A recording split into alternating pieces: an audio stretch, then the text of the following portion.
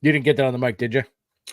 I did, but I don't know if it was in time for when the show started. Oh, that'll be interesting. It is National Taco Day, Nicholas. I've been Oh, talking about my taco um, dalliances because I smashed them right before the show today. So last week I had too much hot sauce. Today I did not put enough on. But Nicholas, I've discovered something new and wonderful, and that is pickled jalapenos. uh, wait. You just discovered pickled jalapenos? I've never had pickled jalapenos. Pickled red onions, I love. I will eat those until the cows come home, but I've never had a pickled jalapeno. And Wegman sells them in a bag. It's real nice. Real nice. I'm like, Right? you're talking. I feel like that's the jalapeno I knew before, like seeing them as like raw jalapenos. No, I'm a man, Nicholas. I would eat raw jalapenos. Right I from the thought rip. I thought pickled jalapenos was like actually like the normal thing that you get at restaurants. Like that's always like, unless there's No, a no, third version I'm thinking of. You no, always just get raw. regular. Yeah, yeah. Well, or cooked jalapenos, right? Okay, They can that's be what it is. cooked, That's right? why. Okay, that's the Pickled. confusion. Yeah, yeah, yeah. Okay. You gotta pick them up, Nicholas. They are a wonderful treat. Although it sweetened up the taco, and maybe that took away some of the bite from the mango habanero hot sauce I had. Mm, But my mouth is not on fire this week. good. But you know what is? My scorching hot takes, baby. Ladies and gentlemen, boys and girls, listeners of all ages, Geeks Worldwide Radio and the Dork Shared Universe proudly present to you the greatest, and I mean the greatest, podcasting team in the world. He's the comic book writer, Nick Friar. Friar. I'm your friendly neighborhood backpacker, Dr. Joe. Together we are the TLDR Comic Book Club, baby. How was my mic on that, Nicholas? It was perfect. It was spot Yeah, on. That's why I was nodding. Up until it seemed like your mic screwed you over for a second there when you said my last name. I know it was the mic Ryder. and not I you was, I messing up my was, name. I was faster in my head than I was my mouth. You know, Oh God, I know that feeling all which too is a much. first because I'm usually, insert Okay. insert foot and mouth. Am I right? Yeah, yeah. Well, now you know how my brain works because I swear to God that happens to me all the friggin' time. Anyways, honestly, on this show, you guys could probably figure out when my mouth is moving as fast as my brain, because that's usually when I start fumbling over stuff. But enough of that. We want to talk about what's coming out throughout the month of October. We got spooky season. Joe and I are ready to talk about some horror books. Thankfully, we have 4 weeks in addition to the Solicit week. We have 4 weeks to talk about horror books, and right now, as it stands, Joe and I are going to just be doing mainline books this month. I can't remember the last time we did an entire month of mainline episodes, Joe. I'm probably jinxing us right now, which isn't the worst thing in the world because that would mean people would be getting a Friar Side chat. For those wondering what those are, because maybe you're just catching us on Twitter/X, Instagram, or on YouTube, those are our conversations with creators across the industry. The only place you can find those are audio channels. So we're talking Apple, Spotify, Geeks Worldwide Radio, Amazon, Pocket Cast, all the major podcasting platforms. Make sure you subscribe there, even if you prefer us on YouTube, prefer watching us. I don't blame you if you want to stare deeply into Joe's eyes like I get to for 1 hour per week. But you want to make sure you have the audio channel, one of those, subscribe to one of those, because that's the only place you can get those conversations. And when you're there, please leave a 5-star rating and review. If you can leave a higher rating, please leave the max. Otherwise, you're going to learn the real meaning of backracka. And I saw firsthand this weekend what that means. So you guys do not want to find out what that is on the golf course, man. He will. He takes no prisoners. I But was that is cooking.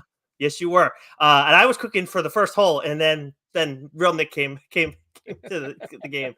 But anyways, so we got a lot to get to this month. As I said, we got a 5-week month of comics. Of course, we got what's new out this week. But we got a couple books that from catching up that I just wanted to touch on very quickly here. So first is Lilith, and then The Missionary, which of course is from friend of the show Ryan Stegman. We talked to him about that recently. Joe was so generous, in giving me my dibs back, even though we talked with Stegman a little bit about that and got to look at the first 5 pages. Dude, The Missionary, I appreciate you giving me dibs, but The Missionary, people, do not miss out on this book. I actually picked up 2 copies. I know you picked up the Scotty Young cover as well, Joe.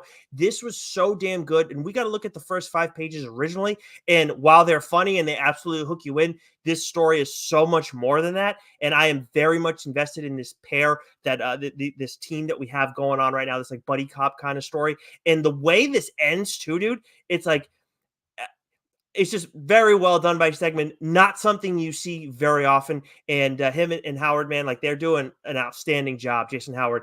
So I really enjoyed that first issue. And then Lilith, really funny timing that I decided to read both of those at the same friggin' time because without spoiling things, there are similarities in how they start, but they're also quite different in how they start. I'm not going to go into any further than that. Lilith is a book that I did call dibs on previously. I'll talk about those both more at some point down the line, but some awesome stuff to catch up on. Did you have anything that you wanted to weigh on before we get going on what's new? Yeah, real quick with Missionary, I wanted that book to be discussed on the show, and so it was awesome, and I think it is definitely worthy of being discussed on the show. So I wasn't gonna just steal it from you. We only read a small excerpt, and the discussion wasn't like the main meat and potatoes of our chat with Ryan Stegman. So while I want to read it, and I Mhm. will be buying it, obviously, I want you to be able to discuss it. Okay. But I did catch up on X-Men, which I'll dive into a little deeper here in a few moments. I mean, I read a ton of stuff. I've Wait, got the one I want to know about, have you read the Chip Zdarsky Distillery book? That's not out yet, right? Time Waits? No, it did come out, right? Didn't the it first did, issue? yeah, I discussed it. It was fantastic. Okay, you did. Okay, okay. I'm maybe I didn't discuss it. I I'm read it wondering though. if It that was was. when you were away, maybe one of those. Maybe I that's mean, what I it was. read it. I bought it. It's Yeah, yeah. upstairs. Okay. It was excellent. You know what I think it was? Did I do a you know what it was, Nicholas? This is why you need to go subscribe on the Instagram. Mhm. It was my gem of the week. That's right. That's what Yeah, it was. I gem of remember the now. week. Docs, gem of the week, baby. But no, Yes. that was excellent. I still need to catch up on Saga. But X-Men. So I can't remember, but I did catch up on a bunch of the books that I missed while I was away. But what I did find, I haven't read yet, and I didn't realize this. Darth Vader issue 50 is the last issue of that run, of Greg Pak's Oh, run. So, and it is a double-sized issue. So I'll most likely be discussing that at some point in the near future. nice. Okay, nice. Yeah, that's. I mean, I know you've been raving about that series as well. Well, we're talking all about Marvel. Why don't we get into it? What's new this week and start off with Marvel? Yeah. So, what is dropping for week 1 of October, the second of the year 2024 of our Lord? Really butchered the shit out of that. We have Ultimate Black Panther issue 9, Daredevil issue 14, which was excellent, absolutely excellent. The Immortal Thor issue 16, Deadpool issue 7, Venom War issue 3, Spider Gwen, the Ghost Spider issue 6, Venom War Spider Man issue 3, Get Fury issue 6, Wolverine Deep Cut issue 4, Star Wars Inquisitors issue 4, Ultraman Avengers issue 2, that is written by a friend of the show, Kyle Higgins. And then we have a couple of number ones that I'll mention real quick. We have Spidey and his friends Halloween Trick or Read 2024. We have Ghost Rider Robbie Reyes Special issue 1 that's written by Carlos Hernandez with art by Moises Hidalgo. We have Star Wars The Battle of Jakku Insurgency. Those pickled jalapenos really got my tongue in knots. Written by Alex Segura with art by Leonard Kirk. I did. You read Storm issue 1, Yeah, written by Morea Ayolde with yeah, art by Lucas Wernick. Right? yeah. Pretty I had a close. lot of fun. I had a lot of fun with this. This is not one of the ones I'm going to be digging into this week, but I had a lot of fun with this issue. A lot of heart. Some great art from Lucas Wernick, man. Like, and if you like Storm at all, give this series a chance. I would check it out. I did. This was like the last book that I got in before we convened, and I had a lot of fun reading this. So I'm going to be checking out issue 2 for sure. Wernick is not an artist we mention a lot on the show, but stuff is fantastic. Like Yeah, really great stuff. you're But right. a It's a book, name that's like I'm like we've talked about Lucas Wernick before, but not yeah. And you not. see it right in books, like, oh yeah, but we we never go out of our way to mention it for whatever reason. But it should be mentioned because stuff's And fantastic. But a book, I'm not familiar with Maria. How do you say her name? Maria Iolde. I'm really sorry, yeah, we don't we're not but trying to be. I'm butchering this. You got it right the first time, but there were a few like elements in the plot that I was that like really like kind of, I was like, oh shit, okay. So it had heart, but I was like, had a couple surprises along the way in a good way. So this was a promising first issue. But anyways, X-Men issue 5. I did not. This was the book that was left on the cutting room floor. I feel like I have one every single week. I know you wanted to dig into it though. Yeah, so this is what, 'cause I didn't realize I had missed issue 4. It was one of the books that came out when I was away. So I went back and read that, and it's when you go from one era to another, right? We went from Krakoan era to now I'm going to call it the Alaskan era, right? Where they are now. Yeah. It's a different tone. We get different vibes. Of course, Ryan Stegman is the artist on that, and who's Jed writing it? McKay. Nicholas, to thank you, Jed McKay, right? So you got different voice, you got different tone because it'd been, Hickman and again, what's his name, writing it for so long. Duggan. Yeah, Jerry Duggan. Yeah. Yeah, Jerry Duggan, right? And so the last 2 issues, 4 and then especially 5, have been excellent, absolutely excellent. We're dealing, with, the main premise of what's going on now is you having sort of these adult humans having their X gene all of a sudden activated out of the blue, and it's causing chaos. And the new villains that pop up, both I would say both wildly unexpected, but one kind of expected because their name has been, brandied about, especially with the, X-Men 97, recently, dancing around it. It's been really, the writing has been awesome. Stegman did not do the art on issue 4. He was back for issue 5, but it didn't skip a beat.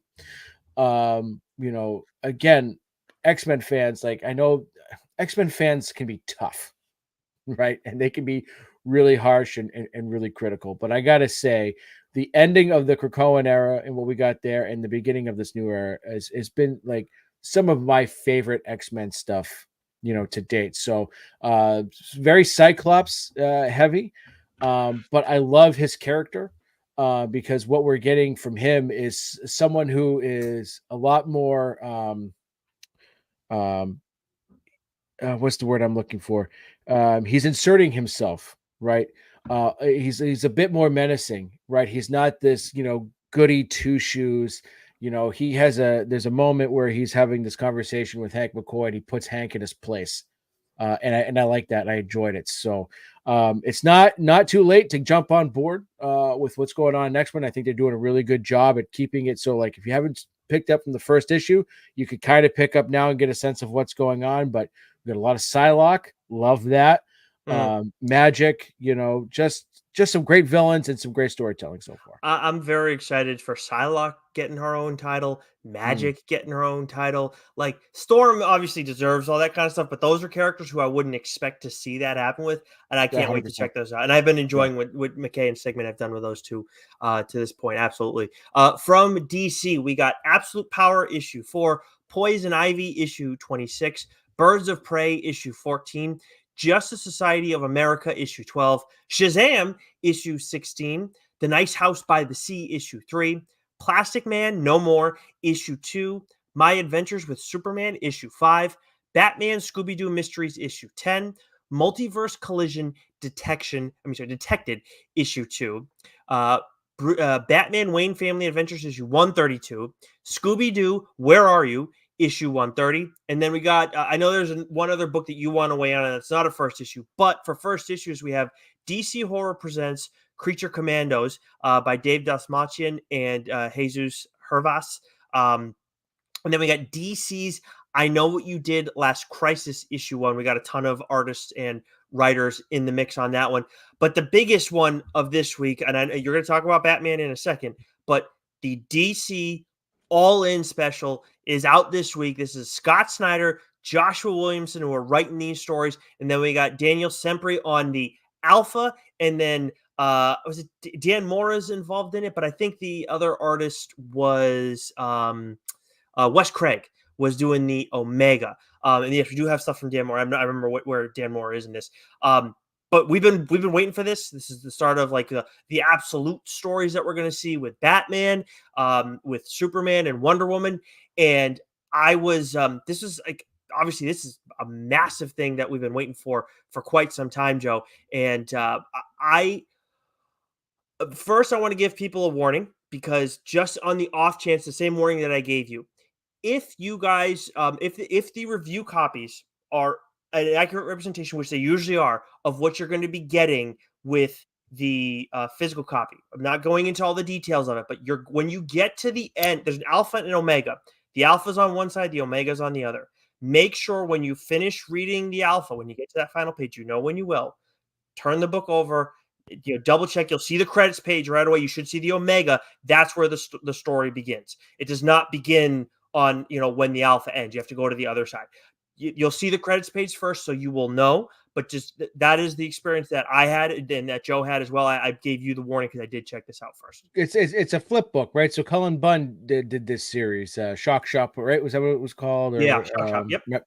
Right. So like you read one story and then you literally flip the book over, and then it's like you're reading left to right again, like you're reading a brand new comic, and there's a big old splash page, so you'll know like when to turn the book over and start again. The review copies, reading it digitally, much more difficult because you got to scroll all the way down and then go up from there. But this was excellent. I mean, this was massive news when it was announced, several months ago, whenever it was announced.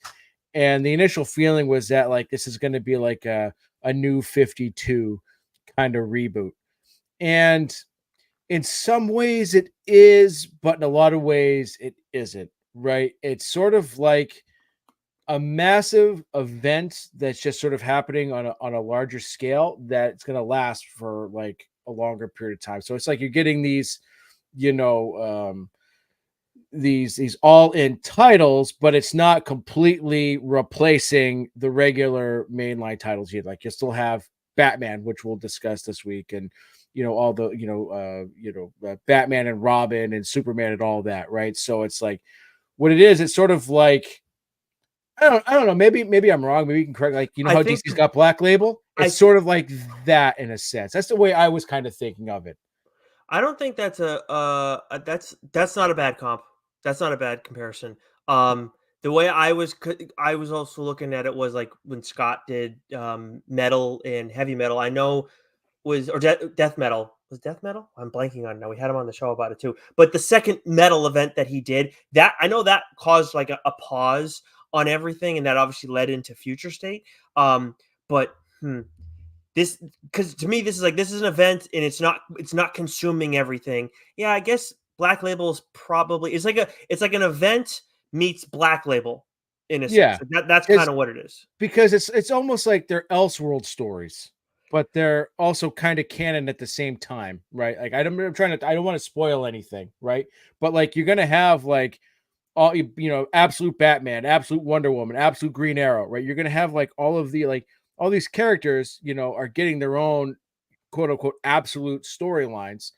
But you're still, at least that's how I'm sort of interpreting it. So I'm sort of my mindset is when reading these and approaching this, it's like these are like an sort of like an all-in imprint, if you will. Yeah, right? yeah.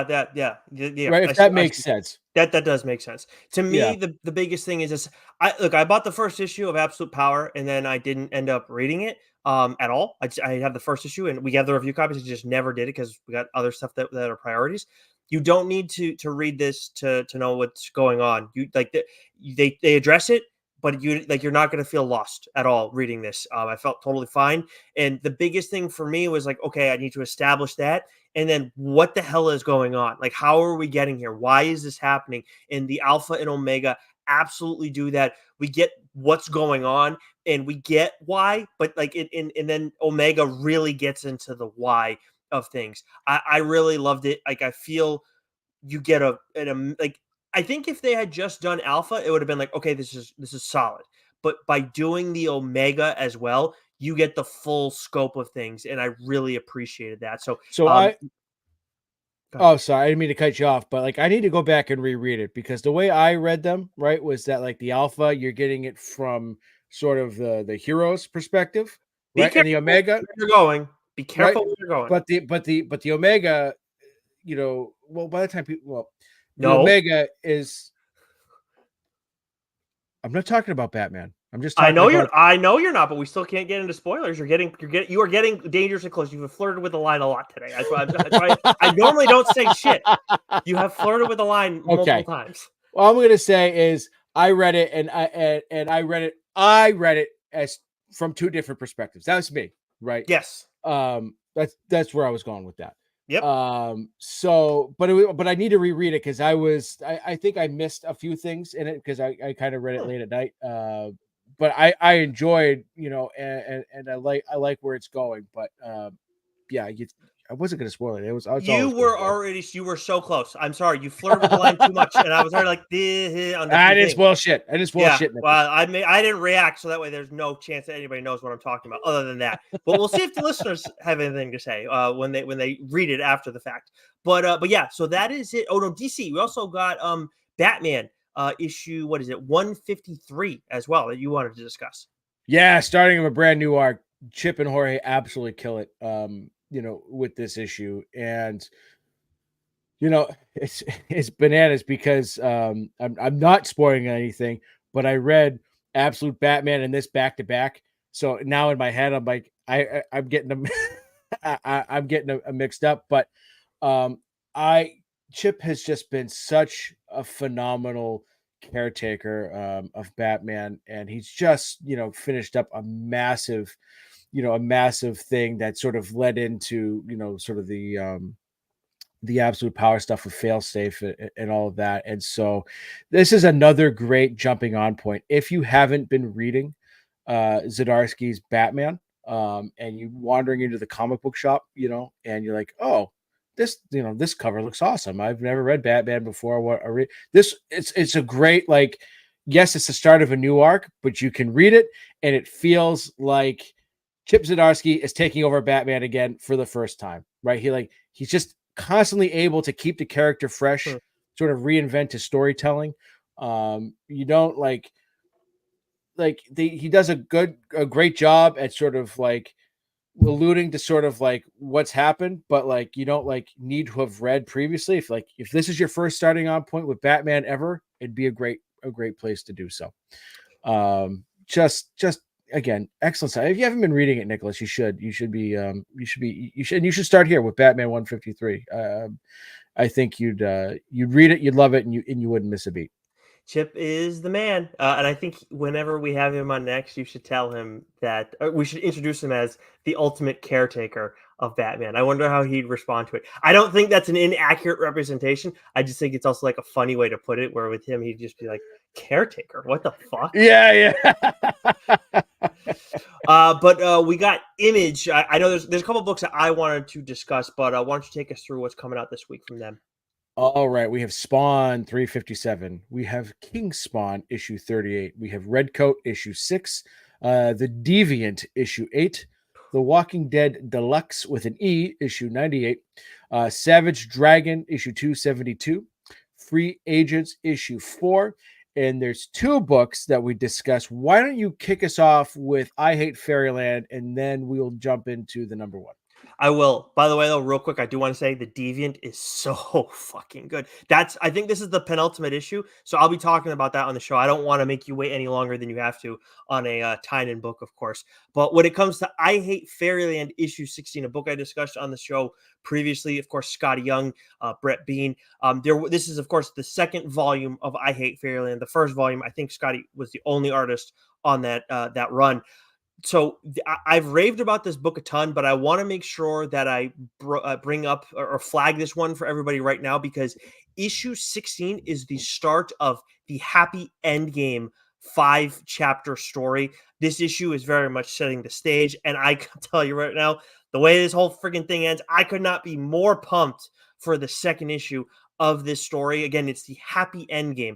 If you have not been reading this, if you've been waiting for like just the right time to dive in or whatever, get caught up. You guys, I'm telling you guys, if you like Scotty Young stuff, and you haven't read I Hate Fairyland, that would be kind of shocking, but you're missing out now. Get on it so you can be right on top of Happy Endgame, because this has so much promise after the first issue.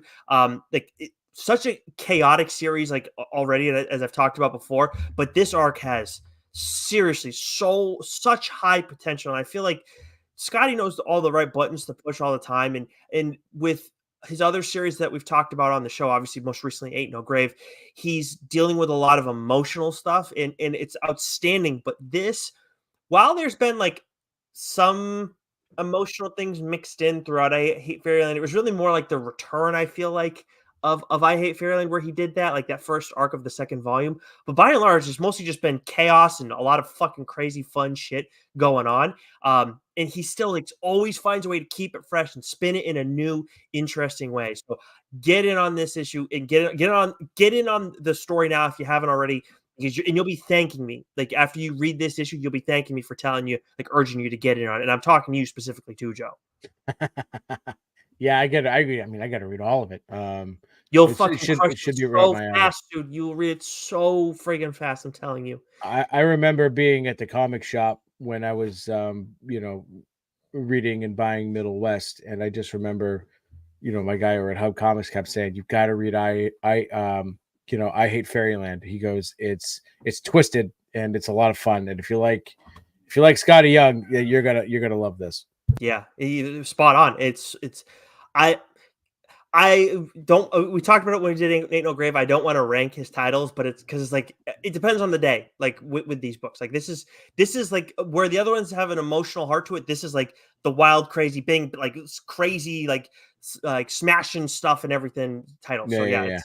But anyways, enough about I Hate Fairyland. I've said enough. You guys get the point. Hyde Street issue 1. This is the start of like the horror lane of Ghost Machines, the Ghost Machine imprint over at Image, where Jeff Johns is one of the figureheads for this. He's writing this title. Ivan Reis is the artist. I checked this out and was like, hey, like I really like this. If you don't want to read it, I'll take dibs, but I think you should check it out first. What did you think? It was my second favorite book of the week. Right. Ooh. I loved it. I absolutely loved it. It was so I didn't know what to expect. I didn't read the synopsis. I just read it, and I knew it was going to be a horror just from the cover. Mm-hmm. But the two sort of main characters, right? Mr.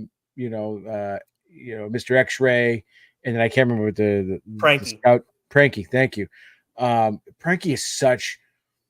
Oh man, he is Yeah. such an evil little shit.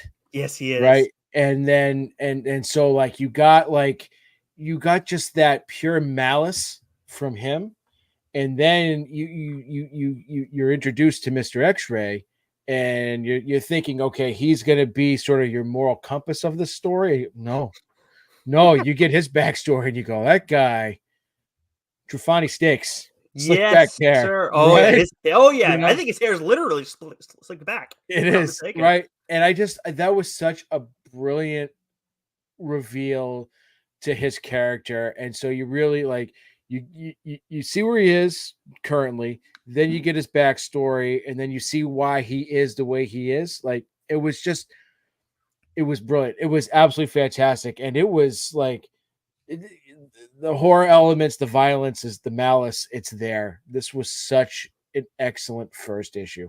I think I don't know how close it's going to be, but it feels like what they're doing with Hyde Street and where the issue ends to. It feels like this may be reminiscent of Sink and Hotel in the sense of like Hyde Yes. Street is a character. So just to give Yes. everybody like that kind of understanding, that primer going into it, I think that should be enough for you guys to pick it up. But I do also want to add like Ivan Reis's art, man. Like he makes Oh, everything so creepy it's and gory, man. unsettling. It Yeah. is just ooh. But even the moments that aren't gory, it's like you got a lot. There's like a lot of images that just send a fucking shiver down your spine. Did you pay attention to the name of the construction company?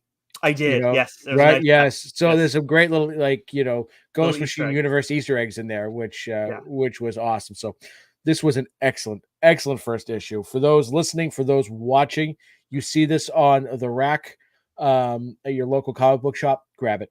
And honestly, the first 8 pages are going to hook you guys. Oh, the That's old what got lady. me. The That reveal with the old yeah, lady. oh That in god, of dude. itself. It was that set the tone Mhm. spectacularly. So you guys are in for a treat with Hyde Street issue 1. We move over to Boom. Light week for Boom. We got Ranger Academy issue 11, and then The Creeping Below issue 1 by Brian Azzarello and Vanessa R. Del Rey, which I checked it out, and I was like, okay, I think I'll come back for the second issue. Didn't knock my socks off by any stretch, but I don't want to like go and rip the book apart. I'm interested, but I might like the hooks aren't into me, I guess is the best way I can put it. Yeah, it didn't get its hooks into me mostly because I found it to be a little scattered. I don't know I can if you see that. felt the Yep, I same can see way, that. right? Yep. It was like there were points of it where there was heavy dialogue, and then there was parts of it where there was like no dialogue, and there was a connective tissue missing for me, if that makes Mm. sense. It No, was I think so like, yeah, I think that's fair. Yeah, yeah, because it like for me, it's like I couldn't put my finger on it, and it's like so like the things that you're throwing out there are all kind of like yeah, I could see how it could be one of those yeah. things. But that's it from Boom. I'll go quickly through to Dark Horse as well. We got Nemesis Rogues Gallery issue 3, which has just it's such a fucking good series. Obviously, Millar's doing a ton of great stuff over at Dark Horse, stuff that he's brought over from Image, and then we actually got a couple trades that are supposed to be out this week. We know of one for sure. Which one did you want to touch on first? So I want to call dibs on Satan's Swarm All yours. because if it's good, I potentially want to discuss this for October spookiness. Oh, you know what? That's a really good call. If you can if you can turn that Yeah. around, get that in for the So if last I week. get my hands on this, so Satan Swarm, written by Steve Niles with art by Peter Kowalski. Kowalski, right? Yeah. Who did Kyle Stark's book? Yes, where monsters lie. Yes, right. So Steve Niles kills it with the horror storytelling, and Kowalski's art is definitely right in that wheelhouse for brilliant, horror art. So Dr. Philip Morgan invites entomologists, young influencers, and a reporter, amongst others, to his secluded coastal research facility for a mysterious and bizarre study. What they find is a zoo of death. I mean, there's more to the synopsis, but like to me, that right there, like that synopsis kills it. The creative team kills it. So 100%. I think, like that's why I asked you. Did we get a review copy on this? Yeah, no. And we didn't. So I'm gonna be looking for this, and if not, I'm definitely want to get it digitally because I want to read this quickly. And Yeah. thankfully, it's a trade paperback, Yeah. right? I should have mentioned that. So I want to get it, read it quickly because this has awesome October potential and could be a candidate for book of the year. It falls like it's right at the deadline. Oh yeah, yeah. Well, it's a trade Yeah. too. I feel like Yeah. if somebody did an OGN in December and we fucking loved it, I mean that's fair candidate, don't you think? Yeah, I would think so. Yeah, it's not, but yeah, that's I didn't think of that till you brought it up. That also then puts the Midnight Shadows in the conversation as well Yes. because this is Zach Kaplan and Stephen Thompson's story. And of course, like the Midnight, this is a band to a synthwave band, which I'm listening to at least their Shadows album. I haven't listened to their other stuff yet, but I like when I usually listen to rock. Certain points of the year I listen to country a little bit more, but usually I'm listening to rock. But when I'm like I need to like just kind of like relax a little bit and unwind, I now will go and pop on the Midnight Shadows album. So I've been really excited. I'm going to be listening to their music as I'm reading this because I always listen to music when I'm reading comics. So I'm very excited to experience this. Zach's on a tour with them right now to doing some signings. So they're actually, if you guys are catching the stream right now or listening to this early enough in the day on Wednesday and you live in Massachusetts, they're signing in Boston from 12 to 2 at Newberry Comics. So, some of you guys, this is obviously timestamp things that may not be able to get there, but he's doing a little tour. So check out his socials if you're living elsewhere, though, in the Northeast. And we discussed this book back when we had him on, the first time we had him on. Yes. This book is awesome. It's great sci-fi. It's got that 80s, neon sci-fi vibe to it. And it definitely I still need to listen to the Midnight. I don't listen to music, like I used to. Mm-hmm. But I still want to give it a shot, give it a listen. But this book is awesome. It's like it's 80s, it's neon, you got video games. It's just this is really badass. We didn't get to read the whole thing. We only got to read a The first snippet. chapter. Yep. Yeah. Yes. So I'm looking forward to reading this whole thing as well. But I find it odd that you can listen to music and read. I can't. My brain can't do that. I I've need to read in silence. when you okay, so I can't read prose with music on. That's impossible. Like I can edit stuff like that's not my own writing when I'm listening to music, but I've learned a lot like from my wife like about how I listen to music, and I don't know, it's definitely different from her and it's probably different from you. Are you more lyrics based when you listen to music, or are you more like sound based, like with like the Sound based, what's that? 100%. Because I'm more sound based. Unless it's Pearl Jam, right? Hmm. But like or Radiohead. Um, but no, it's definitely sound based. The only music, it's gonna sound pretentious as shit, but the only music I could ever listen to while I was doing any sort of reading, and like it was only when it comes to like studying, was classical. Hmm. Oh, that makes a lot of Mozart, sense. That's not right? pretentious. That makes a ton of sense because it's not Right. you're not talking about singing. So I But I can't totally. because I'm hearing it like, and I'm hearing lyrics, and then so the musician's words, and then I'm looking at word, and I can't, like, my brain just is Yeah. not equipped to I function that think way. my well, I don't I think your brain's probably more normal than mine is on that front because I think that I somehow manage to suppress the vocals a lot of the times when I'm just whenever I'm working or doing something else. So maybe it's I don't know. I've never been diagnosed with anything, but there's probably something going on. That's just one reason why. But anyways, yeah, so I listen to pretty much anything when I'm reading comics. Prose, I need like no distractions when I'm reading prose because I've said like my brain bounces around enough as it is, which I think I'm starting to really tell on myself now. But anyways, Mad Cave. We've talked about all the stuff from Dark Horse this week. Another lighter week for them. A lighter week kind of for everybody to start off October. What? The book you're about to mention The Mammoth is issue my four? favorite book of the week. Oh, really? Mhm.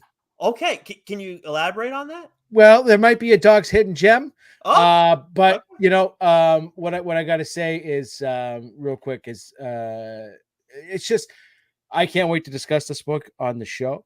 And something happened in this issue that just I didn't see coming, Mm, and it was like the intensity and the suspense of this issue just ratcheted up the series in general to like 11. Right. wow. So the mammoth from Mad Cave, a Nice. little tease for this Friday. Make sure you follow us on the YouTube and TikTok and Yeah. Instagram and all those places Make to sure you see my follow us gem of the there week.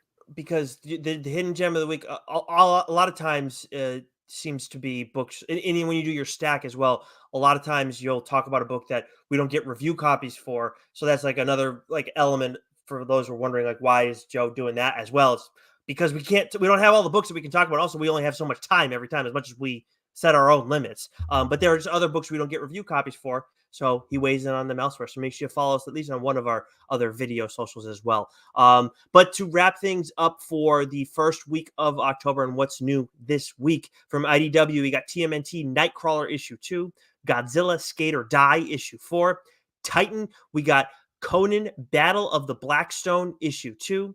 From Dynamite, we got Vampirella Dark Reflections issue 5, Red Sonja Death and the Devil issue 2, and then a couple number ones. We got Darkwing Duck Negaduck Volume 1, so that's the whole trade. I'm gonna just start putting it in there whether it's coming out or not. Yeah, you know what? I'm not gonna. I won't know. And then we got Barbarella issue 1 by Blake Northcott and Anna Morozova. So that's gonna wrap it up for what's new. But we obviously got 4 other weeks to touch upon, Joe. Starting with the week of the 9th. So why don't you lead us off with Marvel? Here I am talking before we go live. They say I think we should maybe cut back on catching up so we can save some time and get through this. And I'm thinking, oh, like, we didn't highlight a ton of books to talk about this week, and here we are, just about 40 minutes, and we're just getting to week 2. So strap Yeah. in and strap on, baby. Because there's 5 weeks in this month. Yep. As I Yeah. crack There you open go. a cold Yeah. one. Yeah. That's perfect timing. Yeah, Oh, black well done. cherry, naturally flavored, non-sugared drink. Oh, look at that. And Um, we have the same thing. I'm drinking kombucha. There you go. yeah, except I'm trying to lose fat. You're just a smelly hippie. Uh, Mm.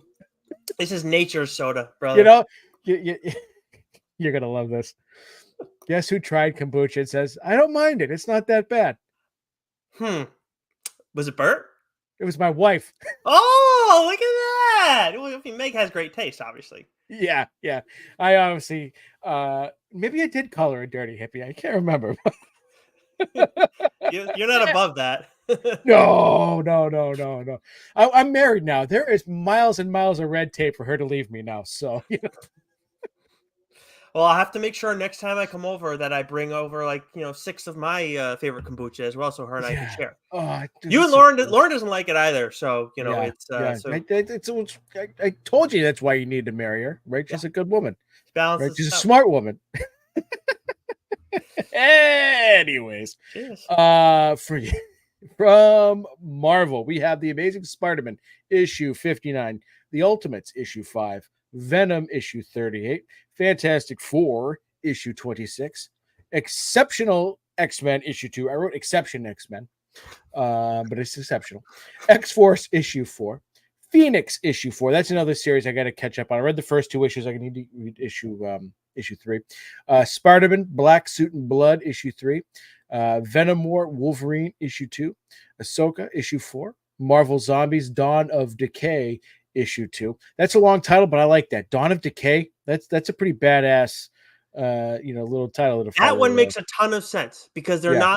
they're not long on their own. I think Yeah. if you get past like 4 words on one of them, like that's where you start flirting with The disaster. 2 dots, that's a colon, right? Or is that a semicolon? That's a colon, right? That is a colon, yes. Right. So when you've got a title and then a colon and then another set of words and then a hyphen and then more words, that's too much. When you add a third punctuation mark that's not an apostrophe in there, Yeah, like yeah. you're asking for trouble. When you've got a colon and a hyphen, yeah, that's too long. Tighten Listen, it you up. guys come for the comic book talk, but you stick around for the punctuation analysis. That's That right. is what we That's do right. best. Damn Skippy. X-Men from the Ashes, Infinity Comic issue 13. And then we have a few number ones because it wouldn't be a Marvel week without 1,000 number ones. But that's part of the reason why we love them, I guess. We have Blade issue 1, written by Brian Edward Hill, with art by Carlos Fabian Villa. We have Conquest 2099 issue 1, written by Steve Orlando, Massachusetts' own Steve Orlando. And then Ibram Robertson and Jose Luis Soares Pinto on art. We have Ewoks issue 1, also written by Steve Orlando with art by Laura Braga. And then we have Sentinels issue 1, written by a friend of the show, Alex Packnadell, with art by Justin Mason. Yeah, I'm definitely going to be checking this one out. I'm sorry, but I was dying with the Exception X-Men thing. I didn't. When you said that, I'm like, oh god, that is quite the mistake. It's just 2 letters, but it's like it changes everything. Exception X-Men? Yeah. What? Thank God you're not Ron Burgundy. It makes one of us.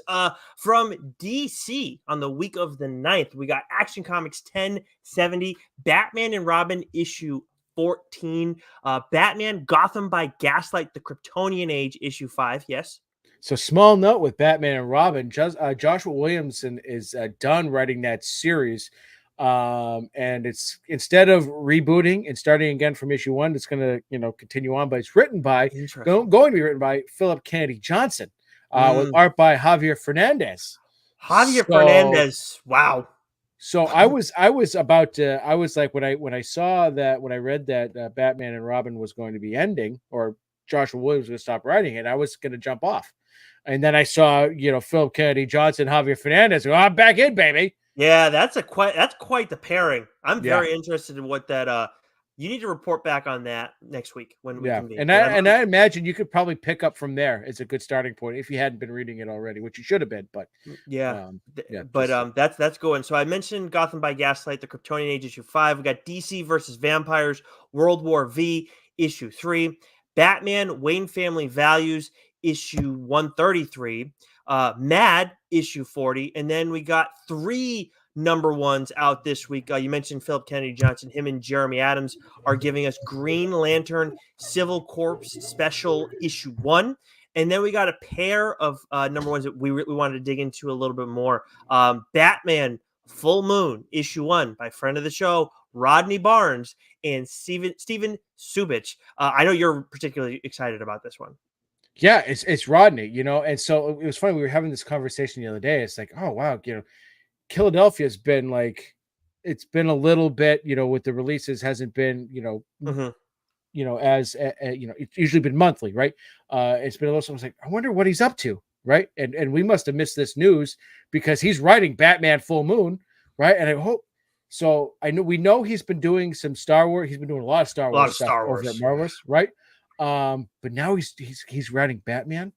I think he's gonna crush a Batman story. Yep, I agree. Because like to me, Philadelphia, Gotham, I'm gonna hear it for this, both dingy cities, kind of suspect cities, right? Oh wow. Right.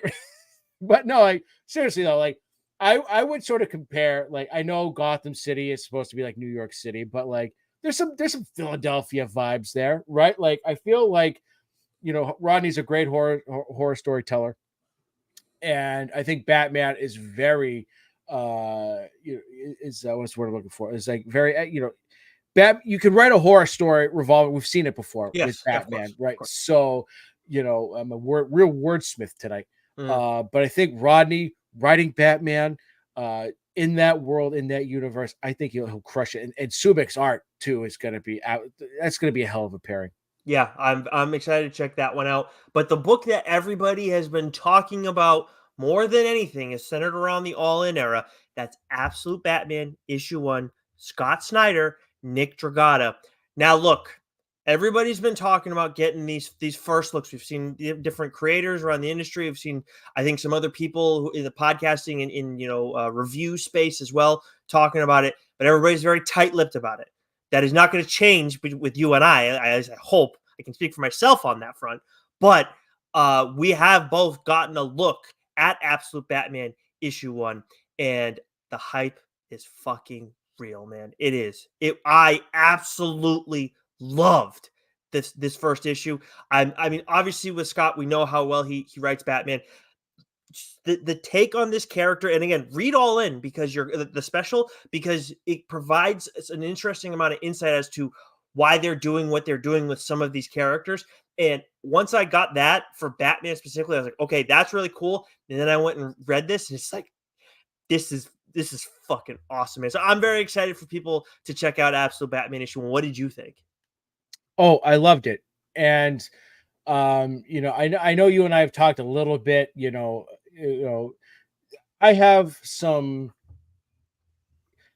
stylistic grievances. That's not to do with the writing or the story or anything. There's just a few things, but it was awesome.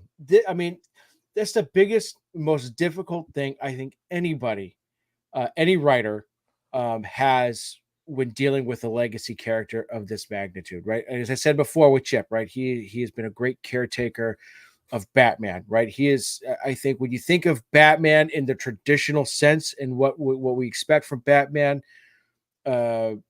Chip does it as good as anybody has ever done it, right? And Scott Snyder, we know his prolific history with the character. I think what Scott does for Batman and with Batman is brilliant and unique because he's got just such a different take. We saw it with the Metal series, right? And and his Court of Owls stuff, but this he's managed to take Batman, take the characters, and just give you something fresh, Yeah, something new. And it's remarkable. I was blown away by that. it was just so well done, right? And that's the other thing too. It's right because you get this with Superman, you get this with Batman, the all these characters and their infamous origin stories, right? And what Scott provides, just everything that he does, it's just a fresh take on the character while still being dark and vicious and still true to what you expect from the character. It's like sort of like Tom King, right? When he's doing his Knights of Steel series, right? Like it's fresh takes, it's on those characters, right? But you're getting something completely different, something completely wild. You just fell into the ever famous Tom King, Tom Taylor Oh mix-up. Jesus, I'm sorry, Tom Taylor. I am so very sorry. Unbelievable. Right, Wow, look at but that. you know what I mean, right? Like Of course I know what you mean. Yes. this Yeah. was this was this this book's gonna sell out. It's gonna Oh, it sell already out has. fast. Yeah, right. There's gonna be third, fourth, fifth printings of this If you book, I'd guys imagine. didn't have it on your pull list, then get to your local comic shop as soon as it opens on Wednesday. When you're listening to this, like on the 9th, like make sure you get there right away because they're going to be selling out of those things. They No, are I sold out, and imagine. whatever they have left, it's going to go fast. I'd imagine. Most shops are going to have a million copies of these, You would think, right? But you still want to get there quick, right? And yeah, you still want to pick it up. I mean, it was exceptional in every sense of the word. yeah, friggin' awesome. Awesome. All right, from Image, what do you got for me from the 9th? From Image, look at this. Yeah, I nice actually sweatshirt. fit. I actually fit into it, right? Which is Nice. nice. From Image, we have Transformers issue 13. Side note: when I bought this like a year or so ago, I bought an extra large, right? And it should have fit fine. No, it was a little tight, but I think Oh, it ran. I think it yeah, just ran. So now I actually put it on. It feels nice, and it's a nice. quality sweatshirt. Image.com.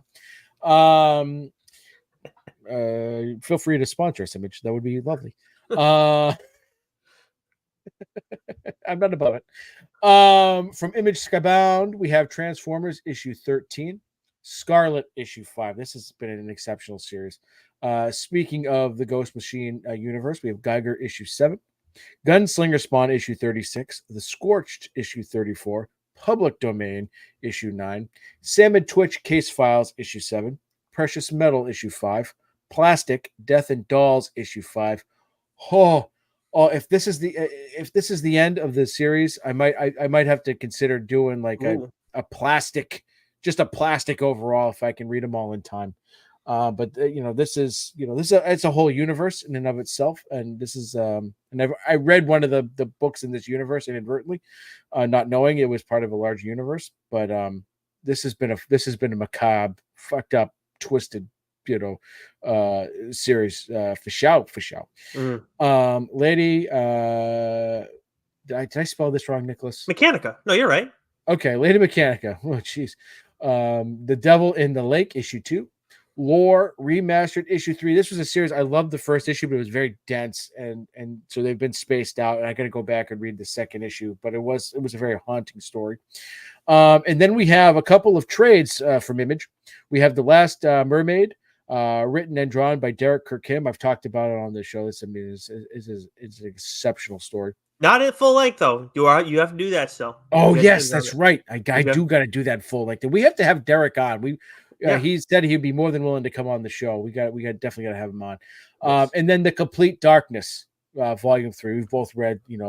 Talked about The Darkness on the program. Yes, we have. From Boom, we got Minor Arcana issue 2, which I have dibs on by Lemire. Not sorry about it. I Heart Skull Crusher issue 6. Crocodile Black issue 5, which you have dibs on. That's Philip Kenny Johnson, right? Yes, it sure Yeah. is. And if Yeah. and I think that's the last issue. So and I've So maybe already November. I've already penciled that in as a potential spooky season book. Oh, it is. Oh, I didn't realize. Okay, I didn't recall that was spooky. Okay, awesome. Okay. Oh, it's Oh, it's interesting. it's not spooky in the macabre sense. It's spooky in the oh this dude's fucked up. Oh, Okay. he's done some shit. The more we go through, we've talked about it. This year's been like a really great year for comics, but like that's another book where like It might be the that, best year in comics since we've been doing the show. oh, since I feel comfortable saying that, no question. Yeah. As long as this show's been around, this is the best year in comics. Period. Like Yeah. like it's definitive. Like the other, you could maybe the last year was the year better before the year before that, maybe, but it wasn't definitive. If it was like this year, it's been fucking outstanding. But anyways, then to round things out from Boom, we got Garfield issue 3. What about Dark Horse? From Dark Horse, we have Star Wars: The High Republic Adventures, Saber for Hire. I wish you had written Dark Horse so you could, see if you could remember my Oh my yeah, no, shorthand notes. I know. Yep. Star Sports Wars, stuff. yeah, you're right. Star Wars: The High Republic Adventures, Saber for Hire, issue 4. Star Wars: The High Republic Adventures, Echoes of Fear, issue 2. That's a cool title too. I like the name of that. Duck and Cover, issue 2. We have the Black Hammer Omnibus, And that, of course, is written by Jeff Lemire. We have Star Wars: The High Republic Adventures, Dispatches from the Occlusion Zone, issue 1. That's written by Daniel Jose Older with art by Paris Elien. And then we have Seance in the Asylum, issue 1. This is written by Clay McLeod Chapman with art by Andrea Moody, who's done a lot of brilliant work in horror work with Jeff Lemire. Yeah, that one actually looks really good because Yeah. I hadn't seen the synopsis of this. Defrauded spiritual medium Alicia Wilkinson is brought to the Ashcroft Hospital at the behest of Dr. John James Templeton. Right away, we're talking about a defrauded spiritual medium. I'm in. Like what? Yeah. Oh, yeah, Yeah. let's do it. That sounds like a lot of fun. I'll definitely be checking that one out. I'll roll us through these next few here. I know there's one more book from this week you want to dig into a little bit. From Mad Cave, we got Sanction issue 5, which you have dibs on. And then we got the first issue of Murder Kingdom, which is by Fred Van Lent and Chris Panda. From CEX, we got 7 Years in Darkness, Volume 2, Year 2, Issue 3. Been outstanding. Really enjoyed that. You talked about the year 1 on here, I'm all caught up on year 2 as well. Oh. IDW Godzilla, Here There Be Dragons, Volume 2, Sons of Giants, issue 4. That is one title, everybody. The Rocketeer Breaks Free, issue 3. From Vault, we got Something Crawled Out, issue 2. You haven't read this, right? The first issue? No, I've not. Okay. I read the first issue, dibs. This Okay. was a Fair. really interesting one, and we haven't got the review copies for it, but there were a few turns in this one. I was like, "What the fuck?" It was wild. Distillery, we got Life, issue 2. From Oni Press, we got The Autumn Kingdom, issue 2. And then from Dynamite, we got Space Ghost, issue 3, Johnny Quest, issue 3, Vampirella 672, and then a first issue that, are you taking dibs on this? I don't know if I'm going to take dibs on it, but I am wildly excited about it. And that is Terminator, issue 1, written by Declan Shalvey, with art by Sal Cervelli. So, like, we've been seeing this lately, with Transformers, with Thundercats, and especially Shalvey with Thundercats. I mean, he's been knocking that series out of the park. And so, like, I'm loving these, like, older properties that don't typically have a lengthy or a sort of a well-known comic book history, but are big properties in and of themselves, getting the comic book treatment. And I think what Shelby's done, with Thundercats, the success that has had with Dynamite. I mean, it's a no-brainer to give him more of these things, to sort of give them a breath of fresh air, because the last several Terminator movies have been terrible. And so, like, and I love that character. I love that story. That universe is just so ripe for mayhem and violence and tremendous storytelling. The plans to kill Sarah Connor and her son John have failed, but the genocidal Skynet isn't out of options yet. There are still a few more avenues into the past that will allow it to destroy the human resistance that is poised to smash its processors into silicon shrapnel. Yes, 100%. Mark it with a stamp. I'm in, baby. How people should know how Nick and I feel about the robots. And this should be a wonderfully terrifying series. Great timing for them to, like, we've had some time with AI stuff to bring Terminator back. I'm sure those conversations have been going on for quite some time. But yeah, this is a great decision to do more with this character. Dynamite's doing a lot with older properties. Obviously, Space Ghost, Johnny Quest, we mentioned those.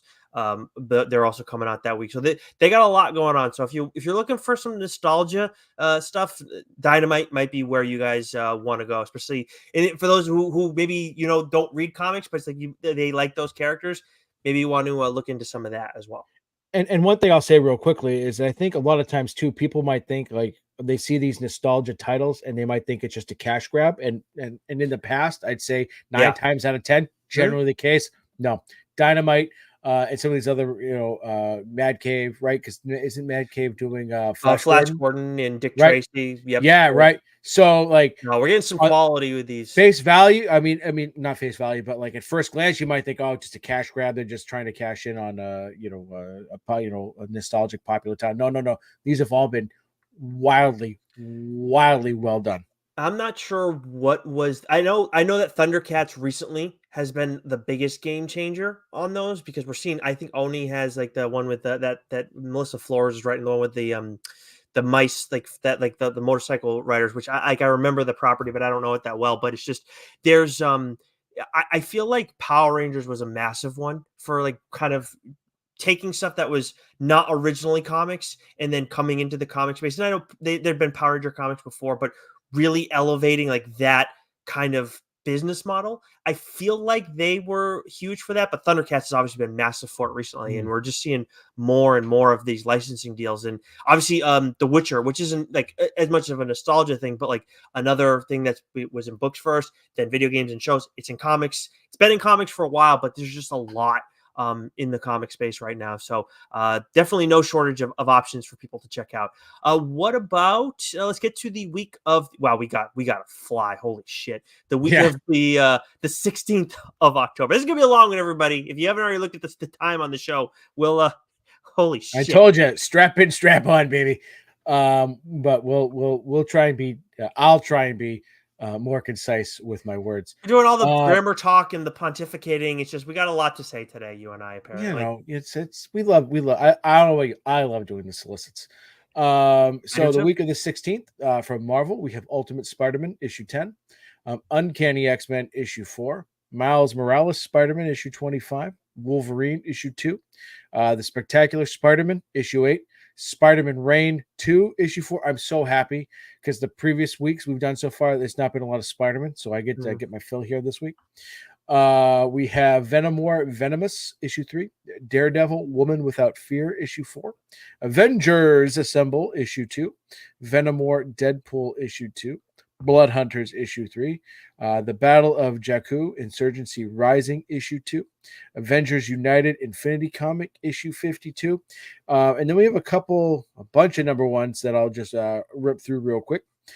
We have Crypt of Shadows issue 1. This is various writers and artists, including Benjamin Percy. Hello, read Yes, it. sir. Alien Romulus issue 1, written by Zach Thompson with art by Daniel Picciotto. We have Moon Knight Fist of Khonshu issue 1, written by Jed McKay, art by Alessandro Capuccio. I mean, Jed McKay, Moon Knight. Come on, Yes, right? I've been saying this for a while. I am gonna talk about Jed McKay's run on here.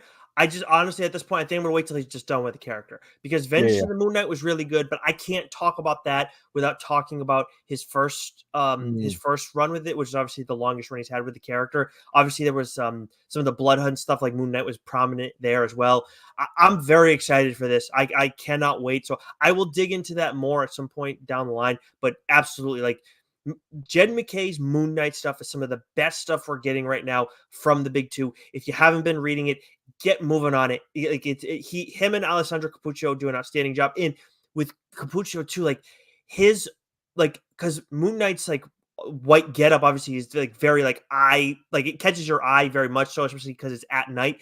He's done a better job than anybody. And this is actually more on the color front, I guess, too, where we're just like the outfit pops in the best way with the moonlight and everything.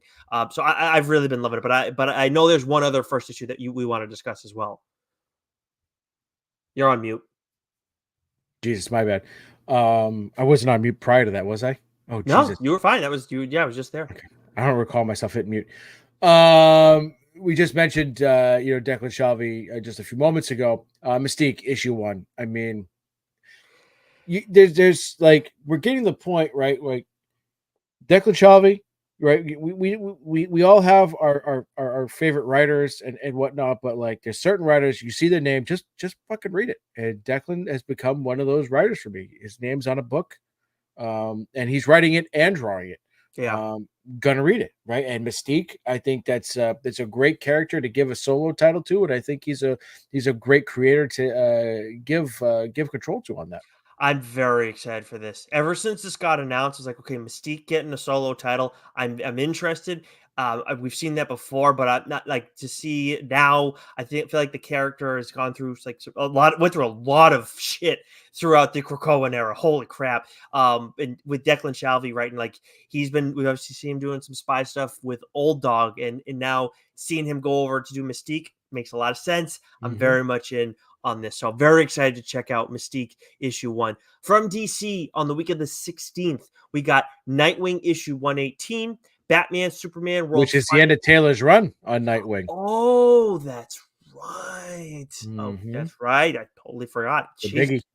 Yeah. And then who's it? Dan Waters and Dexter Soy are taking over, I Mm-hmm. think. So I'm excited to check that out. But yeah, that's massive. Batman Superman World's Finest issue 32, Action Comics 1071, Wonder Woman issue 14, Titans issue 16, Green Lantern issue 16, Catwoman 69, Dark Knight. Yes. I was like, where is that?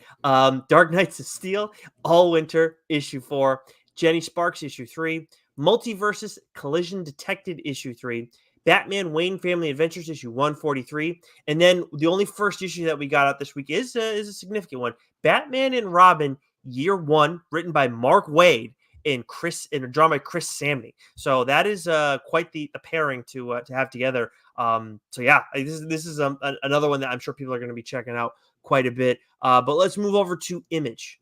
Image, Skybound. We have the Department of Truth, issue 26, Radiant Black issue. Now, I believe it's 30 and 30 and a half. So this Correct. is the ending of the Catalyst War, if I'm not correct. Right? Yeah, I think, yeah, as far as I know, Yeah, yeah. yeah. So that has been one hell of a wild event, and it comes. We're gonna find out who will be taking on the Radiant full time. We will find out the fate of Nathan and Marshall, and then see where the story goes from there. I cannot wait. Yeah. Destro issue 5, The Walking Dead Deluxe issue 99, the Wayne Gretzky issue. Hmm. Falling in Love on the Path to Hell issue 5. So good. Local Man. You wrote Local Man 25. That seems like a mistake. I'm gonna be honest. I copy and paste these things. I don't know. Yeah, that's definitely a mistake. Yeah, 15 at most, I'd imagine. Yeah. For Local Man.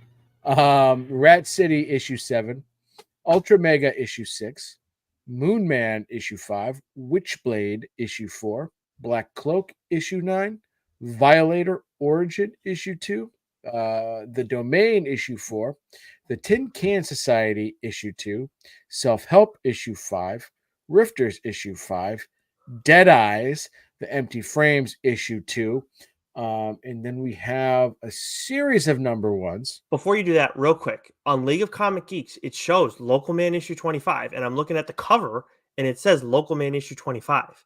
I don't know what's. So Yeah. click on the bot, under the No. cover.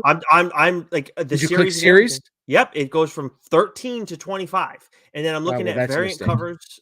No, but the covers say 25. Like the both of the variant covers say 25.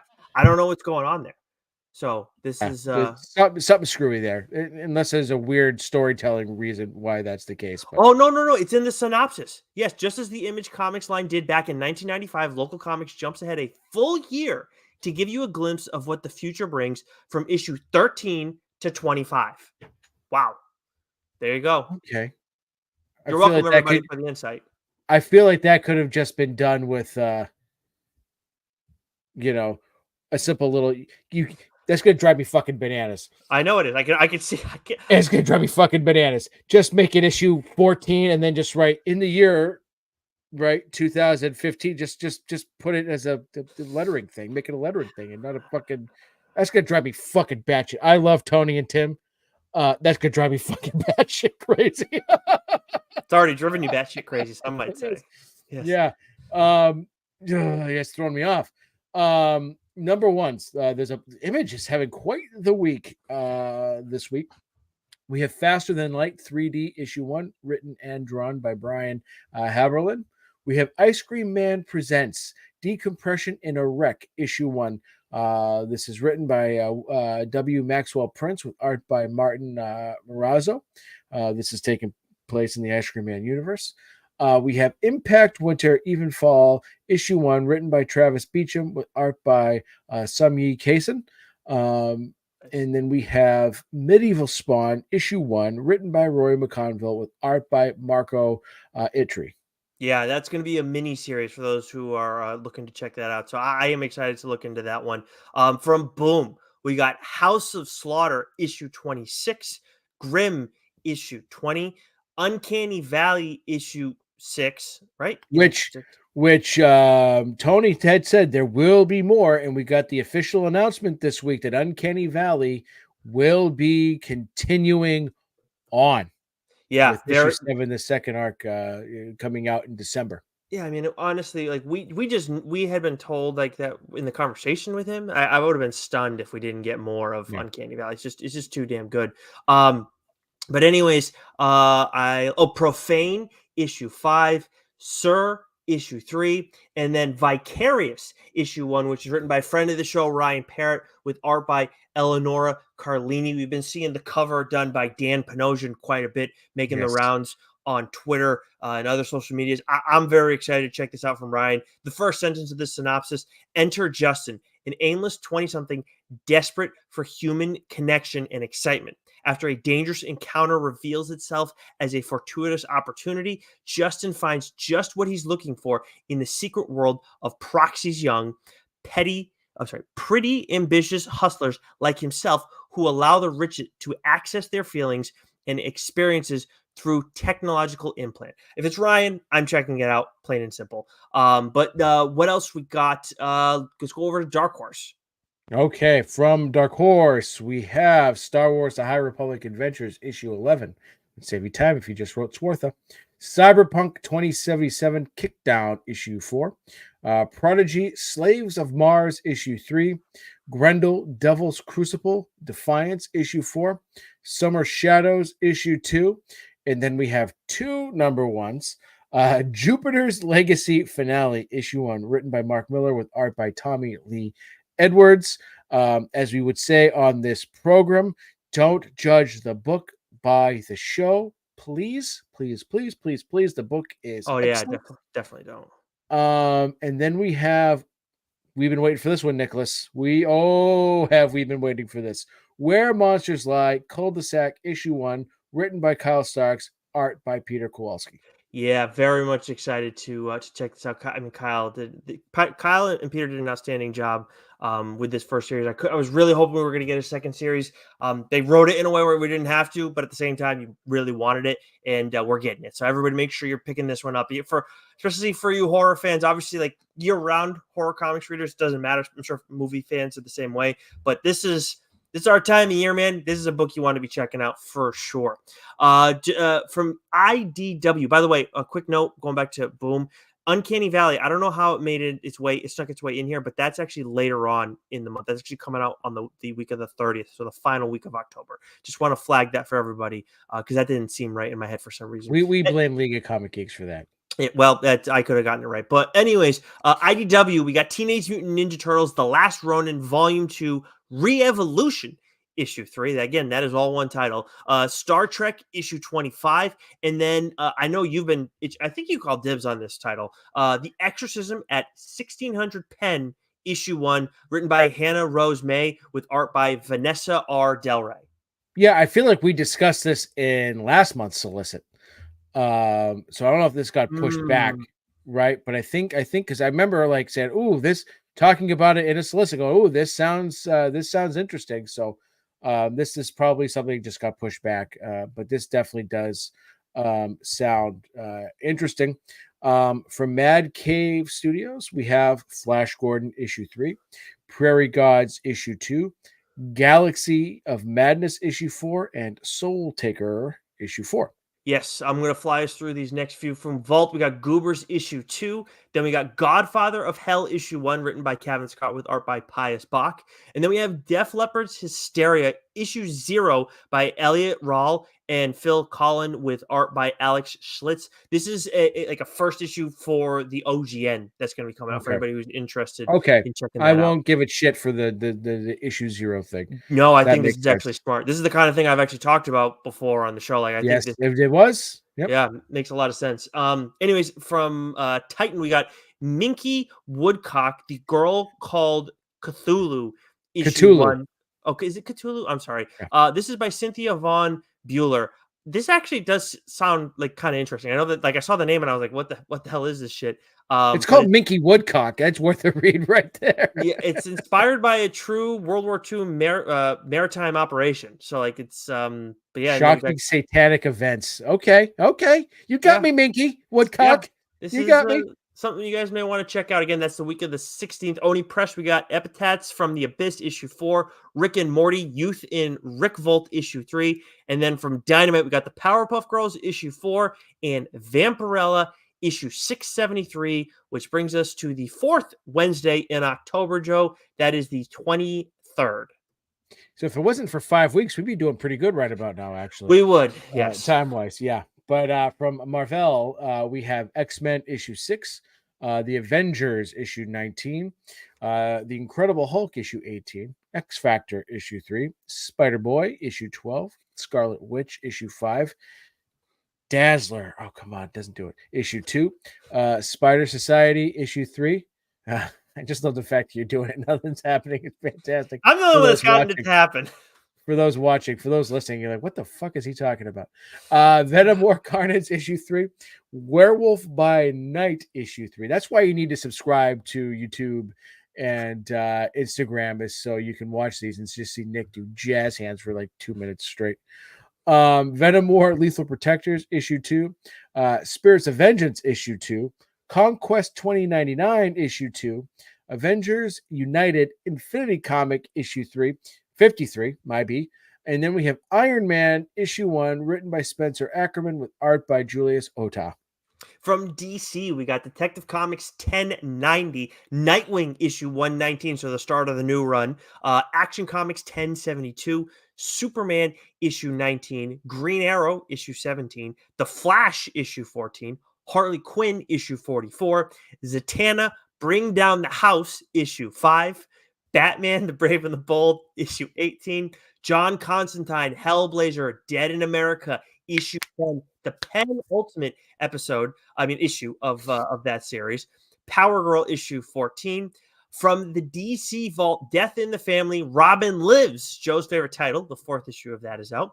Batman 89, Echoes issue 5, Batman Wayne Family Adventures issue 135, and then we got a couple of first issues. We got Absolute Wonder Woman issue 1, which is also getting a ton of hype on social media. Kelly Thompson, Hayden Sherman. You and I have not seen this yet, but we are very much excited to sink our teeth into this one. Same goes for Absolute Superman when that comes out. And I just, side note, I love that Hayden Sherman is now getting Big 2 work. Yeah, right. Where he's because I think he's done some fill-in stuff, but like as the center, as like the lead artist. Yeah, yeah, love it, because when we had Sean Lewis on, and he's done a lot. Those two have done a lot of work together, and it's I love, since starting the show, Nicholas, talking about a lot of these smaller indie books and these smaller, and possibly at the time lesser known creators, just watching them like sitting here talking about their work and how much we love it, and then just seeing their hard work and their grind just pay off. And with each series that they do, each book, each creation that they do, it just they up their game each and every time, so that when you see Hayden Sherman doing a small creator owned book, and then all of a sudden now absolutely doing Wonder Woman for DC. Tremendous. Yeah, it's awesome stuff, and I hope that more people go who read this and love his art go and check out the stuff that he's done with Sean, because they've been an awesome tandem. From DC, we also got DC Horror Presents issue 1. We got various writers and artists on this one, and then Green Lantern Dark issue 1. This is by Tate Bromble and Werther Dell'Edera. I'm going to be checking this one out. This is like a post-apocalyptic story, but just like the title is like, oh, okay. And then we got Something is Killing Children creators on this. I'm going to give this one a look. What do we got from Image and Skybound? Oh, wow. Image Skybound. Oh, yeah. Whoa, you're not kidding. We have Void Rivals, issue 13. Rook Exodus, issue 6. King Spawn, issue 39. The Power Fantasy, issue 3. Universal Monsters Frankenstein, issue 3. The Moon is Following Us, issue 2. Grommets, issue 5. Creep Show, issue 2. Kaya, issue 22. Standstill, issue 3. Convert, issue 3. And then a whole bunch of number ones. Starting at the top, we've got the Horizon Experiment, the Sacred Damned, issue 1. I feel like you just call it the Sacred Damned, issue 1, and be fine. Sabir Perzada with art by Michael Walsh. I love Michael Walsh's art. So Muslim John Constantine. Okay. Yes. All right. Okay. I think Michael Walsh is a great artist for that. And they're comparing it to Department of Truth in Philadelphia. So that's a high mark you set for that title right there. Let me tell you. Null Hunter, issue 1, written by Michael Walsh, with art by Gustavo Vargas. We have Hack Slash equals Body Bags, issue 1. This is written by Tim Seeley, with art by Stefano Caselli. We have The Feeding, issue 1, written by David M. Boer, with art by Drew Zucker. And lastly, we have Voices in My Head, issue 1, various writers, various artists. From the Eisner Award winner Joe Pruitt comes a collection of disturbing tales, chilling revelations, and magical adventures. Okay. That I don't recognize a lot of these names, but that's okay because just disturbing tales, chilling revolutions, and magical adventures. I'm in. Yeah, and real quick on the Hack Slash Body Bags thing too. Body Bags is a character who people got to know in the 90s. I forget if he's an original. I believe he's an original comics character. I don't think he's anywhere else. Like but I don't recall. I have to read it. I'm definitely going to check this out. Check out the original stuff. But this is like a major return. So just for anybody who's wondering, like, is it that Body Bag? Yes, it is. It is that Body Bag. But Joe and I, neither of us are familiar with that character. From Boom, on the week of the 23rd, we got the 4th issue of the horror anthology Hello Darkness. We got my old friend Jim Henson's Labyrinth, issue 2. And then if you're a fan of the Animal Pound series, you got the Pen and Ink issue of the 1st issue from that series. From Dark Horse, we have Kill All Immortals, issue 4. Yes. The Oddly Pedestrian Life of Christopher Chaos, issue 13. And we booked Christopher Cross. I don't know why it always makes you think of that. And a whole bunch of ice. Cubed. Ooh, that's the good stuff. Seinfeld reference for all you Gen Zers or millennials who might not know. No, we're millennials. Millennials know who Seinfeld is. You're a millennial. I forget it that I'm a millennial, right? Tail end of it, but I am. Instead with the Gen Xers. The start of it. Gen Zers. I'm not the start of it. Yes, you're at the start of it. Yes, the start of it would be like the people who are from the 80s that are in that group. Then the people who like at the tail end of it would be like, I don't know, somewhere in the mid 90s or the aughts. I don't know when it ends. No, someone looked that up. Someone hit us up in the chat. Look that up for us because I think I just make the cutoff of being a millennial. But I'm saying that would be you'd be at the very beginning. You wouldn't be at the very end because I'm in it and I'm later on in it because I was born in the 90s. That sounds suspect to me, but maybe you're right. Yeah, you're right. I am just like I just barely make it in there. So you're the very start of that. What's the other one? Because I think Keith's in the other one. Whatever that generation is, you're either at the tail end of that. Yes, you're the tail end of Gen X or the very start of the millennials. Yeah, it's dumb, but you know, Seinfeld came out a long time ago, and I go on to reckon that some people didn't get my Christopher Cross reference. Yes. But that's why we're now an hour and 23 minutes in because I'm stumbling like a fucking moron. Paranoid Gardens, issue 4. which is an excellent series. The Goon, them don't them. See, this is fucking me up. The Goon, them that don't stay dead. Right? Come on, clean that up. That's a That fucked up title for you to have to read right now. yeah, right. Canto, A Place Like Home, issue 5. Tiny I'm That's done. I'm your fault. cooked. Tiny Tina's Wonderlands, Land of the Giants, issue 3. The Masked Mocker, issue 2. Darkwood, you fucking killed me. I love you. You're killing me. Headless Horseman Halloween Annual, issue 1. God, I'm cooked. I'm dying over here. Oh, that was so. I'm sorry. Okay. Whew. All right. Game face. All right. Should I take us through the rest of this so you can catch your breath for the final week? Yeah, Uh, please. Jesus. IDW, we got Teenage Mutant Ninja Turtles issue 3. Obviously, we've been loving the start of Jason Aaron's run with those characters. Teenage Mutant Ninja Turtles Saturday Morning Adventures issue 18. That's for the youngins. The Hunger in the Dusk book 2 issue 3. Star Trek Defiant issue 20. See, this is easy, Joe. These titles are so much easier than the ones you just had to read. I want that to go on record. Godzilla's Monster Piece Theater issue 1. This is written and drawn by Tom Scioli. From Mad Cave, we got Gotcha Man issue 4, Dark Empty Void issue 2, Gotcha Man Galactor issue 3, The Body Trade issue 2, and then we got The Hour of the Wolf issue 1. This is the second title in Mark London's new little universe that he's got going on over at Mad Cave. The artist on this series is Danilo Beyruth. Then from Vault, we got Something Crawled Out issue 3. Something tells me that might be a little bit of a mistake because I don't think they're going to have 2 issues out in the same month. From Titan, we got Blade Runner Tokyo Nexus issue 4. From Oni, we got Sesame Street issue 3. And then Sectors issue 1 by Dennis Culver and Ramon Box. And then lastly, we got Dynamite Lilo and Stitch issue 6. Thundercats Chitara issue 4. And then on League of Comic Geeks, we had Fire and Ice issue 4 and 5. There's no way that's correct. So They do maybe this all the time, especially with Dynamite for some reason. And I bet, I go on to reckon that neither of those books come out that week. I think you would be right on that one. Army of Darkness Forever, issue 13, and then Hercules, issue 6, and then also we got a Halloween special for the Powerpuff Girls. And that brings us to the 30th of October to finish off this Solicit, Joe. Start us off with Marvel, please. If I can talk, we'll find out. Doc's going to stroke out by the end of this issue here. From Marvel, we have the Amazing Spider-Man issue 60, Ultimate X-Men issue 8, Wolverine Revenge Red Band edition issue 3.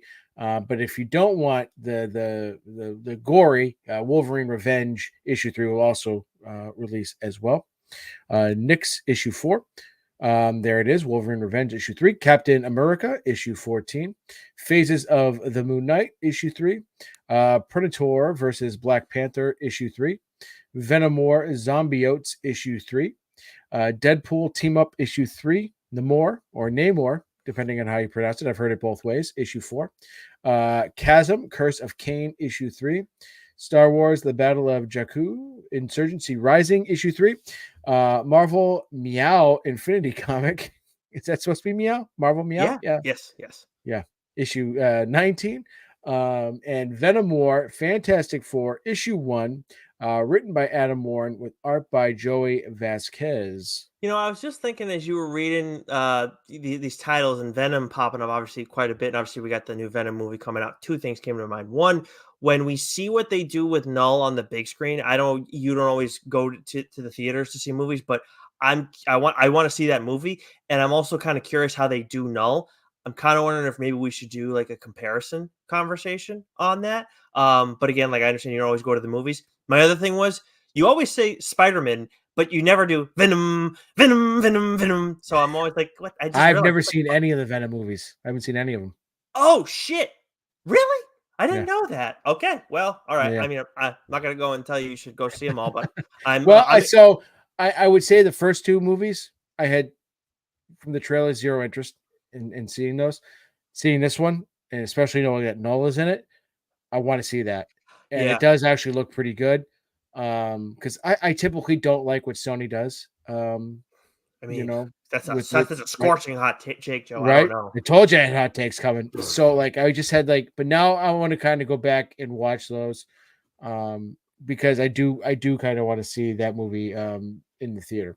I normally don't say this like with the other comic book property stuff because like I understand different adaptations and whatever with characters, and I know we're going long and it's not great to be pontificating on all this other stuff. But with Null, you and I talked about how like that'd be a great character to start seeing in the mix of the MCU. And I understand Sony's got the rights and all this kind of shit. But I'm telling you, if like this is all if this Venom stuff's coming to an end now and you don't do a good job with Null, I will actually be annoyed because I feel like that's going to hamper like whether or not we see the character mixed into the MCU, and he would be a really fucking awesome addition. So please, obviously it's already done, but I really hope that they don't screw that shit up because Well, that they missed an character deserves better. opportunity. They missed the opportunity to insert him earlier into the MCU. They can And figure it out, Joe. They can figure it out. There's well, they yeah, but like they could have saved Love and Thunder, right? Yeah, I mean, okay, that would have been a better opportunity to do it there, to like have him be at the end, and I'm sure that would have been there probably would have been talks about that if the stuff that happened with Kang like had it if that had happened sooner, maybe they have that conversation, but I Yeah. don't know. Like it's excuse me, we have a lot of time because Doom's getting thrown into the mix now, but I just still like I'm worried that he's getting over there in Sony. What are they going to want to do over in the MCU if he's not a hit? If he's a hit, then they'll find a way. But if he's not, and he should be a hit because Stegman and Cates did their creation. They did an outstanding job with that character. He Oh, deserves the brilliant. best. He's also the worst, but in the best of ways. And I'm really Yeah. starting to tie myself up in knots here. So let's go to DC. We got Action Comics 1073, Batman: The Long Halloween, The Last Halloween, issue 2, The Nice House by the Sea, issue 4, Batman: Wayne Family Adventures, issue 136, Multiverses: Collision Detected, issue 4, and then we got a couple of we got an annual Green Arrow 2024 annual issue 1 that is Joshua Williamson and Sean Izaksky. This is a title that I fell behind on, but I do want to go and catch up on that some point down the line. And then we got Poison Ivy, Swamp Thing, Feral Trees, issue 1. This is G. Willow Wilson and Mike Perkins. And G. Willow Wilson, I talked about her run on Poison Ivy, which is still ongoing. She's done an outstanding job with the character. I am going to be checking this out because I'm very curious. Like those two can get along very well, but we also can see them get contentious. So and G. Willow Wilson, outstanding writer. I know you're going to talk about Hunger in the Dusk on here at some point, hopefully in the not too distant future. But she's an outstanding writer. So I'm very excited to check that out. We also got the Penguin special.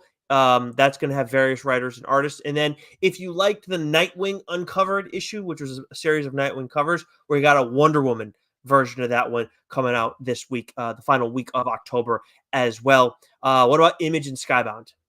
So Image and Skybound, we have Saga issue 70. So I have not read 68. I have not read 69. Nice. Nice. In the cover 69. Excellent. So I'm saving these. I'm going to read these all together because I found that I just can't read Saga singularly. I gotta read them together. So I've been saving those. Spawn 358, Gunslinger Spawn 37, Redcoat issue 7, Rogue Sun issue 23, Feral issue 7. Oh, can't wait. Spawn Kills Every Spawn issue 4, Knights issue 12, Knights vs. Samurai issue 2, Cowl 1964 issue 3. I just discussed Cowl on our last mainline issue. Go and check that mainline issue out and get caught up on that story because it is fantastic. Drawing Blood issue 7, Violent Flowers issue 2, Lego Ninjago Shatterspin issue 3, and then we have a couple of number ones. It Happened on Hyde Street, Devour issue 1. This is written by Maytel Chut with art by Layla Lees. One shot on Hyde one Street. shot. Yep. And we're familiar with Layla Lees with her work with Cullen Bunn on the murder book story. The Murder Book? No, it's not. No, I can't think of the name of the title. Okay, I'm saying Right? as if he's not had murder in other books is what I meant. Let me see if I can find that for you. Oh yeah. You know what I mean. The last book you'll ever read. Thank you. Oh yeah, there you go. Yeah. I didn't help you there. You did that. No. It came to me. Right. My. You said thank you though. Is that a reflex? Yeah, probably. My Alzheimer's is kicking in. I came out of my Alzheimer's fog and then simultaneously had a stroke at the same time. Blood Squad 7, Strike File issue 1, written by Joe Casey with art by Paul Fry. And Les Morts 13, Giant Size Special. Is that how that's supposed to be spelled? Yep. Okay, issue 1, written by T.P. Louise and Ashley Wood with art by Ashley Wood. And then Nicholas, take us through Boom.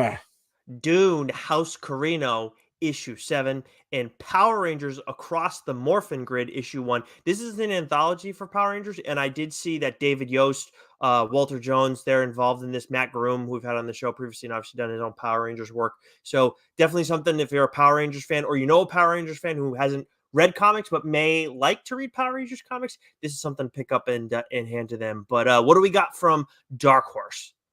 From Dark Horse, we have Nightclub 2, issue 3, Anansi Boys, issue 5, The Magic Order 5, issue 2, Patra, issue 3, Survival Street, The Radical Left, issue 2, and then number 1 we have from Dark Horse that week is The Carlisle School for Kings, issue 1, written by Nelson Greaves, with art by David Castelluccio. Yeah, just real quick, the first few lines here. Emmeline Haran is the daughter of traders. Just an interesting angle right off the rip. I'm like, okay, what is this? May have to check that one out. Obviously, Dark Horse, we've been checking. We talk about them a ton on here. Right, for Publisher of the Year. They really are making a really strong case. IDW, we got Sonic the Hedgehog issue 74, My Little Pony, The Storm of Zephyr Heights issue 2, and then we also got a first issue. Actually, no, this is a collection from My Little Pony, Best of Discord issue 1, with stories by Jeremy Whitley, Whitley, Tom Zahler, Brenda Hickey, and then Tony Fleece, which I think he's only drawing on these stories. Again, these are like stories from yesteryear. Then we got Mad Cave. Okay, we have Defenders of the Earth issue 3, Kosher Mafia issue 3, and then Hexiles issue 1, written by Cullen Bunn with art by Joe Picardo. I know we have the advanced review copies for these already. I meant to read it today. I did not get a chance to read it. Have you, Nicholas? No, because I threw that one at you and said if you want to check it out first and want dibs. So okay. that peace offering is extended until the week of the 30th. If you haven't done it by the 30th, I meant to read it today. I just ran out of time, Nicholas. Okay, got it. Okay, cool. Well, so there would be a good early look for us to do at some point in the month. Follow us on socials. Yeah, there you go. All right, I'll fly us through these last few here, Joe. Titan, we got Conan the Barbarian, issue 16, The Savage Sword of Conan, issue 3, and Blipmap, whatever, issue 6. From Distillery, we got Come Find Me, an annual offering, issue 1. This is by Becky Cloonan and then various creators. It's like a mix here. An autumnal offering. Yes. What did I say? An annual offering. Dumbass. So this is a 56-page one-shot, but this is like a preview into like the next story that she's going to be doing at Distillery. So something that you guys are going to want to check out. There's another Becky Cloonan story, Somna, that was published from Distillery that I'm going to be talking about this month. Probably the first book that I will talk about on here. Then from Oni Press, we got Rick and Morty Finals Week, Old Man Morty issue 1. This is written by Alex Ferrer and drawn by Fred Stressing. And then from Dynamite, we got Thundercats issue 9, Red Sonja issue 15, Gargoyles Quest issue 5. I feel like we say that title every month. That same issue every month, I should say. King Kong, The Great War. King Kong. It's a good thing you didn't say King Dong. That would have been awkward. That would have been a real weird fuck up if I did that. How do you mess up that? Anyways, King Kong, The Great War, issue 6, and then Sweetie Candy Vigilante, of course, issue 5 to round out the October solicit for 2024. That was a lot. The fact that we did it under 140, though, I am proud of us because we had a lot to break down, a lot to get to as well. So good stuff, Joe. Anything else before we get going? I only suffered 4 strokes this episode, so no, another kick-ass month. I mean, we've only got 2 more months after this, right? So it's going to be real exciting to see how the year ends. I'm really looking forward to see how the new year starts. This is the time of year where I start to get really excited about the end of the floppies, yes, and the holiday gift guide, right? Issue. Right. And there's just a lot of fun issues that we're episodes that we're going to be doing, shows that we're going to be doing that are just very fun and exciting. Yeah, we'll do. We've done this. I believe we've done the holiday gift guide in November. Like we've done it in December before, but I think that was like the first time we did it. But we want to do that in November or something I like think that. we So want to do that like pre-Thanksgiving, yes, so people right? for Black So Friday and everything like mhm. that. Yeah, so we'll have that for you guys. The floppies will be closer toward at some point in December. If there's anything you guys are curious about pertaining to either of those, whether it's the gift guide or the floppies, or something you want to see, something you want insight about, don't be afraid to drop us a line, just because we want to make sure those above all else. Well, floppies is a fun thing, but with the gift guide especially, we want to make sure we're helping everybody out as best we can, because we're trying to help you guys set up your wish list for your own Christmas shit, or help out people trying to get other people into comics as well, because this is a great time of year to get people involved, to get them those gifts where maybe they weren't reading comics or they don't know where they want to start, whatever. So we want to make sure we're helping out with that as much as we can. But awesome stuff, Joe. Until next week, when we're getting to some mainline horror shit, stay sexy. You know it, baby, and keep reading. Right? Come on.